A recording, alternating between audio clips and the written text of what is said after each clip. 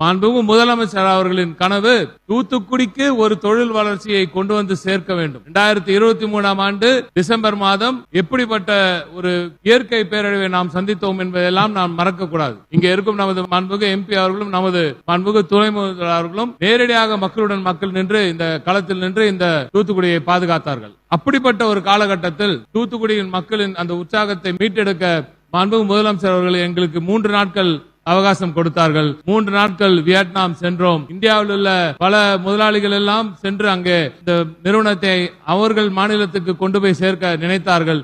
ஆனால் மாண்புமிகு முதலமைச்சர் அவர்களின் நம்பிக்கை வீண் போகவில்லை. இங்கே இவ்வளவு பெரிய முதலீடு உடனடியாக ஜனவரி மாதம் 7ஆம் தேதி கையெழுத்திடப்பட்டு இன்று இவ்வளவு பெரிய நிறுவனம் இங்கே வரவழைக்கப்பட்டு ஃபேக்டரியை திறந்திருக்கோம். 3 நாடுகள் யுஎஸ்ல ஆரம்பிச்சாங்க, இந்தோனேஷியால ஆரம்பிச்சாங்க, இன்று இந்தோனேஷியா மற்றும் இந்தியா 3 நாடுகளுக்கு இடையே அந்த போட்டி யார் முதல்ல முடிக்கிறாங்கன்னு.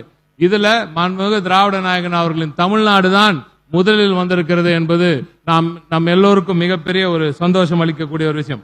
இதிலும் முக்கியமாக நீ ஃபேக்டரி கொண்டு வர்றது முக்கியம் இல்ல, இங்கே நமது இளைஞர்களுக்கு, இங்கேயே படித்த இளைஞர்களுக்கு இங்கே நீங்கள் வேலை வாய்ப்பை வழங்கிட ஆவணம் செய்ய வேண்டும் என்று உத்தரவிட்டார் மாண்புமிகு திராவிட நாயகன் அவர்கள். இன்று வரும் வழி முழுக்க இங்கே வேலை செய்யும் அனைவரிடமும் நீங்க எந்த ஊருக்காரங்க, நீங்க எங்க இருந்து வரீங்கன்னு கேட்டு அவரே கன்ஃபார்ம் பண்ணிட்டார். நாங்க சொன்னது நம்பல. 229 பேர்களுக்கு இங்கேயே படித்த தூத்துக்குடி சுற்றுவட்டார பகுதிகளில் படித்த இளைஞர்களுக்கு வேலை வாய்ப்பை வழங்கியிருக்கும் இந்த நிறுவனத்துக்கு எனது நன்றிகள். இதற்கு முழு காரணமான நமது மாண்புமிகு முதலமைச்சர் அவர்களுக்கு தூத்துக்குடி மற்றும் தென் மாவட்டங்கள் சார்பிலாக எனது நன்றியை நான் தெரிவித்துக் கொள்கிறேன்.